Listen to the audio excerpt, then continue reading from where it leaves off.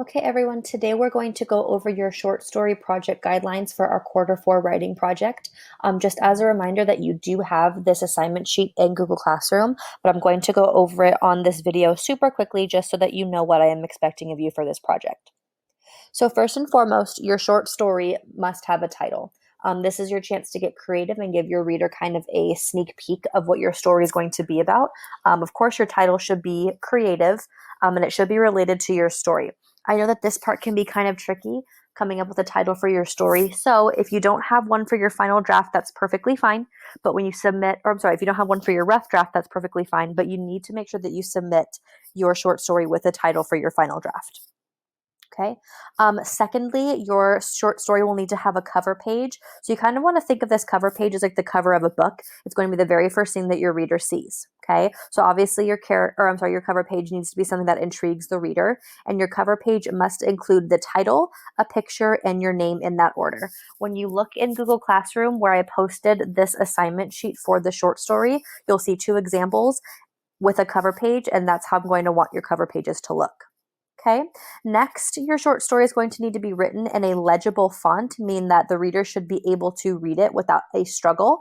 So for this project, you don't have to have your font be Times New Roman. However, it must be size 12.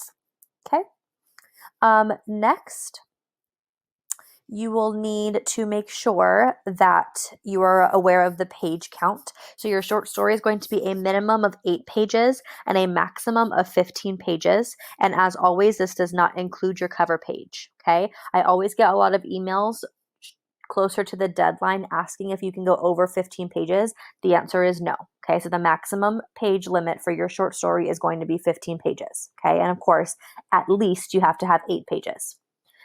This next one's pretty self-explanatory. Your short story needs to be double spaced. You need to include characters. So obviously your story should center around a character in specific, and you need to make sure that they are relatable. Okay. And if you forgot what that means, you have notes and activities in Google Classroom that practice for creating a relatable character. Okay. And obviously, just because you have a relatable character does not necessarily mean that your character has to be likable. Okay. As long as they have some qualities that your reader can relate to, that's what's going to make them a relatable character. Okay. Next, you're going to want to make sure that you include dialogue in your story, whether you have some kind of internal dialogue with your protagonist or your main character talking, or you include two characters talking to each other. It does not matter, but you need to make sure that your dialogue is formatted correctly. Again, if you forgot how to format dialogue, you're going to want to look in Google Classroom underneath the dialogue notes and activities that we have done over the past couple of weeks. Okay.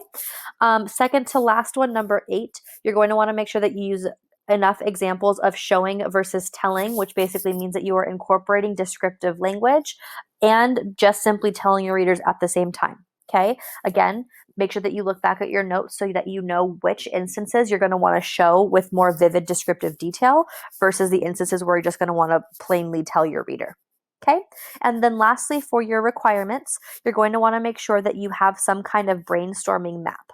Okay. What we will end up doing, and I'll post this in Google Classroom next week, you will have a plot map where essentially you just map out your short story. Okay. Now, obviously, it's totally okay if this plot map changes over the course of your writing. Obviously, that happens to real authors all the time. So if you decide to change something in your short story that you did not include on your plot map, that is perfectly fine. Okay, so these are all of your page requirements, these are all of your requirements that you're going to have for the short story project. Again, all of these guidelines can be found in Google Classroom if you need to revisit them. All right, the next thing that we are going to go over is the rubric. This is going to look a little bit out of order on the actual assignment sheet. This is going to be page 3, but I just wanted to talk about it first because I felt like it was really important that you knew what you were being graded on. Okay, so as you can see at the top, each category is going to be out of 5 possible points, and there are 10 there's 10 categories that you're going to be graded on. Okay, so first and foremost, you have your title. So you can either get a 5, a 4, a 3, or a 2. So for a 5, the title is unexpectedly delightful and fully grabs the reader's attention. A 4 would be that the title is appropriate, but it lacks great inspiration. A 3 would be that the title is flat or predictable. And then finally, a 2 would be that it does not meet any of these requirements. Okay, I'm not going to go through every single detail for each category, but I just kind of wanted you to see what the verbiage is going to be like. Okay, so after title, you have the exposition and opening, meaning that is the opening of your short story intriguing to the reader, and does it allow your reader to get to know the characters and the plot of the story? Okay, next you have your plot organization. This is going to be where your plot map comes into place. So does it follow the true 6 key components of a plot? Okay, does it start with an exposition? Does it clearly identify or label a conflict? Is there rising action? Is there climax? Do you include falling action? And of course, is there some kind of resolution to your story? Okay. A lot of questions that I get with this one is if your story can end on a cliffhanger. That's perfectly fine. However, you should try to avoid a cliffhanger if the only reason you're using it is because you don't know how to end your story. Okay. If you're going to use or end on a cliffhanger, you need to make sure that it's because it adds something of value and something of substance to your story. Okay, after plot organization, you're going to have pacing. Again, this is where your pacing notes are going to come into play. So, for example, if you are taking too long on the exposition and you're going into way too much detail about the characters and about the plot at the beginning, you may get a 4 or a 3 on this category. Okay. Next is dialogue. So is the dialogue used to enhance the story, and is it not just used to take up space? You want to make sure that you're using dialogue, of course, only when it's appropriate or when it adds to the character or the development of the plot. Okay. Next, you're going to want to focus on vocabulary and word choice. Obviously, you're wanting to use powerful vocabulary with no repetition, okay? So even if you find a word that you really, really like, you want to refrain from overusing it because you're not going to get a perfect score if there's a ton of repetition.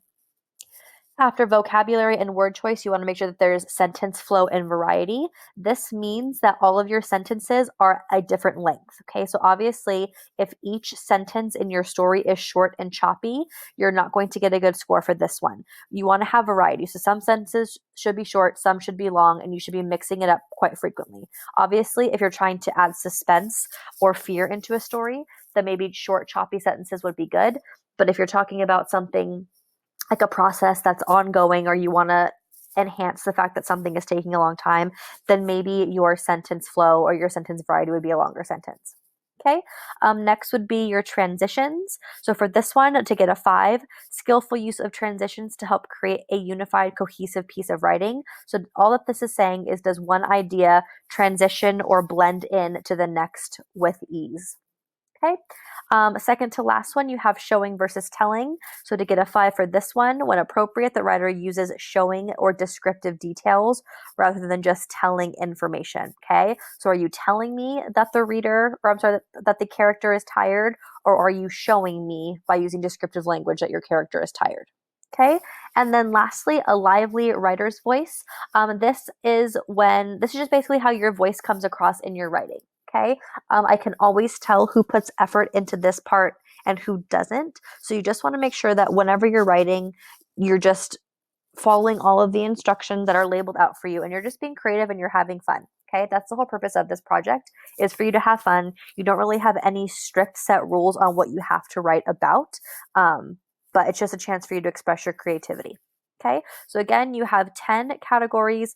All are going to be out of 5 for a total of 50 points for this final project. All right, guys, the last thing that we are going to go over before I get to your questions are the short story project due dates. Okay, so the first thing that is going to be due next Friday, April 24th, is going to be your plot map. This is going to look exactly like plot maps that we've done before in reading, and I will be posting a plot map for you in Google Classroom to complete. Okay, again, you'll have all next week to work on it. You'll receive it on Monday, and it'll be due next Friday. Okay, then after that, your rough draft will be due. You will have 2 weeks of class time to work on your rough draft. Okay, and this will be the only thing that you'll be working on after your plot map is turned in. Okay, so 2 weeks to get your rough draft turned in by May 1st. Okay, there will be a space for you to submit it in Google Classroom that I will post as that due date gets closer. Second thing are going to be your beta readings or your peer editing time slots. What I think I'm going to do for this one is set you guys up into groups or into pairs, and you are going to share your short story with your group or with your partner, and then we're going to do a Google Meet with me and your group members or your partner, and we're going to just discuss the different edits that we think you should make to your readings. Okay, and then lastly, your final draft is going to be due on Friday, May 8th by 11:59 p.m.